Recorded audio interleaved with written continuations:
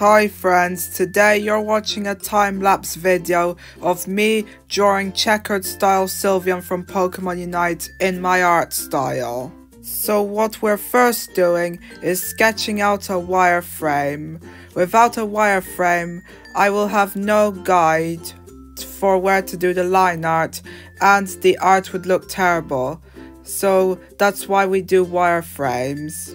So I'm going to put each leg on a separate layer so I can actually position the legs, and I'm going to copy and paste the forelegs and the back legs. It's because there's no point in drawing each leg individually.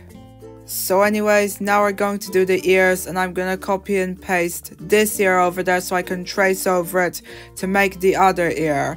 Also, here's a fun fact. One of the footages of me making the wireframe was apparently swapped and put into the wrong position, so I decided to delete that footage.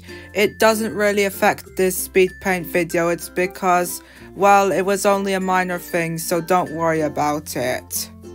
So basically, now we're just positioning the legs, and since all of the joints, the knees, the toes, and everything else is on the same layer, I have to use a lasso tool to grab it.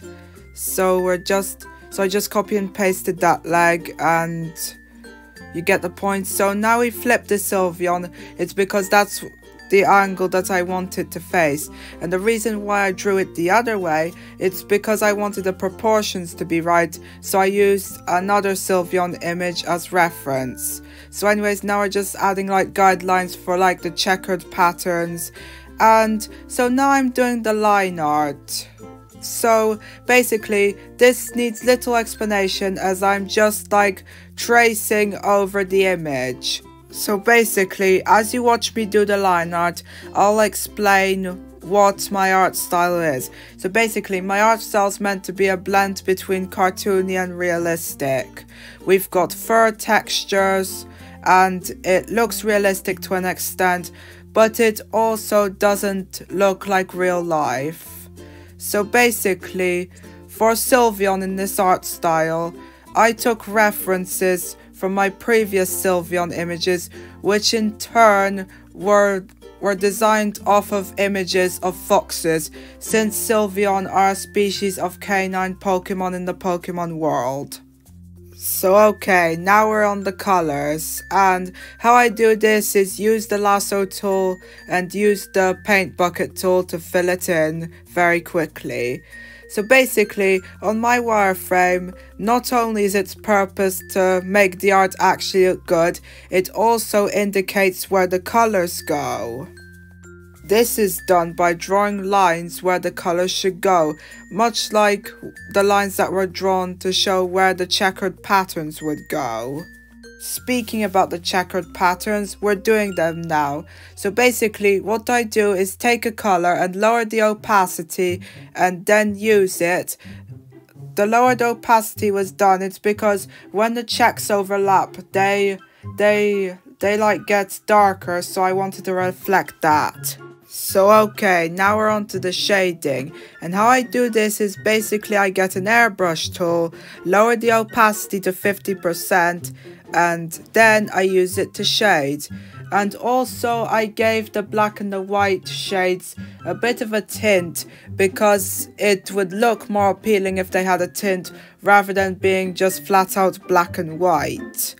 Also, the reason why I chose an airbrush over a pen is because to make it look more realistic. Don't forget I'm using the lasso tool again, because I don't want any of the shading to overlap the lines. Okay, since I have literally nothing else to say about the shading, I'll just tell you some bits that I didn't have time to mention previously in the video. I drew an outline of Sylveon's leg on the line art. It's because on the wireframe it was positioned weirdly and I wanted it to be in a more accurate position. And also for the tongue and the teeth of the Sylveon, I used a smaller pen. It's because I wanted the tongue and the teeth to be actually seen. If I used a regular sized pen, then the teeth wouldn't be seen. So anyways, I think it's quite hard to see the white shading on the white fur, despite it being a separate color. So what I'm going to do is turn the background to grey and lower the opacity so I can shade the Sylveon more easily. It's because I don't want to make any errors. I didn't use the light pink shading for the white, it's because the light pink was darker than the white. So basically, we're going to move on to doing the background soon, and it will be a similar color to the shading, which is pink. So just give me a minute, it will come on soon. Let's just shade these remaining parts, and there we are. So now we're just gonna add an outline to the Sylveon, and I'm gonna check my previous art to make sure I'm not copying anything.